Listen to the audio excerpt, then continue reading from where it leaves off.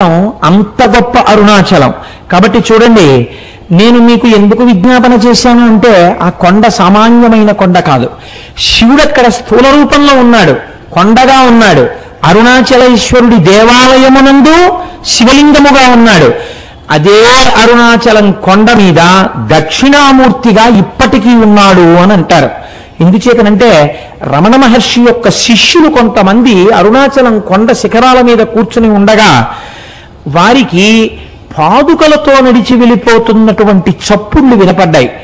నేను సరిగ్గా చెప్పి ఉంటే నాకు ఆ పేర్లు సరిగ్గా జ్ఞాపకం ఉండవు. రమణుల శిష్యుల్లో ఒక ఆవిడ ఒకసారి అరుణాచల శిఖరం మీద కూర్చుని ఒక ప్రదోష వేళలో ఆవిడేదో సంగీతంలో ఉండేటటువంటి రాగముల గురించి ఆలోచన చేస్తూ పాడుకుంటున్నారు. అపురూపమైనటువంటి రాగాలు కొన్ని ఆ అరుణాచలం కొండల్లోంచి వినపడ్డాయి. ప్రదోష వేళలో పరమశివుడు దక్షిణామూర్తిగా కూర్చుని ఉంటే ఇప్పటికీ అనేక మంది దేవకాంతలు ఆయన ముందు నాట్యం చేస్తూ గంధర్వగానం చేస్తారని ఆవిడ దాన్ని రికార్డ్ చేశారు. రికార్డింగ్ అవుతుందేమో చూద్దామని రికార్డ్ చేసి రమణుల దగ్గరికి తీసుకొచ్చి ఆన్ చేస్తే ఆ సంగీతం రికార్డ్ అయి వినపడింది.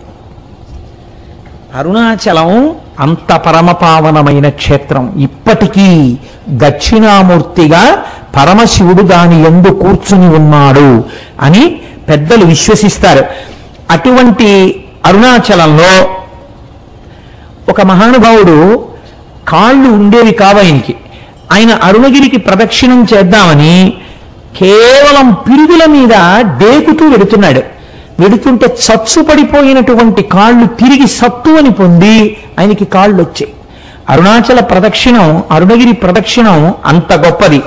అలాగే ఒకానొకప్పుడు ఒక సంపన్నురాలు తిరువణ్ణామలై రైల్వే స్టేషన్లో దిగి ఒక పెళ్లికి వెళ్ళడం కోసమని తిరువణ్ణామలై వచ్చి ఒక జట్కా మాట్లాడుకుని వెడుతుంటే ఆ జట్కా వాడు ఆ కొండలలోకి అరణ్యంలోకి తీసుకుపోతున్నాడు. ఆవిడ ఇదేమిటి ఇలా తీసుకెడుతున్నావంటే నోరు విప్పితే చంపేస్తానన్నాడు.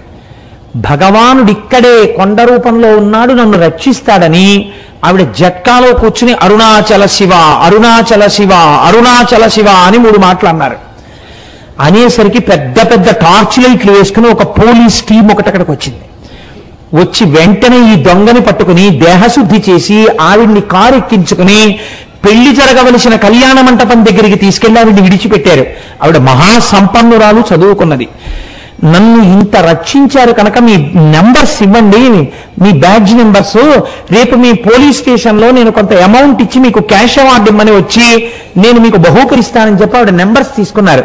తీసుకున్న రాత్రి పెళ్లికి అటెండ్ అయ్యి మర్నాడు తన బంధువులతో కలిసి పోలీస్ స్టేషన్కి వెళ్ళి నిన్న రాత్రి నన్ను కొంతమంది పోలీసులు రక్షించారు, వాళ్ళ నెంబర్లు ఇవి, వాళ్ళకి క్యాష్ అవార్డు ఇవ్వండి అని చెప్పి ఆవిడ ఇస్తే తమిళనాడు పోలీసు సర్వీస్లో ఈ నెంబర్లు ఉన్న పోలీసులు లేరమ్మా, ఈ నెంబర్లు లేవని చెప్పారు.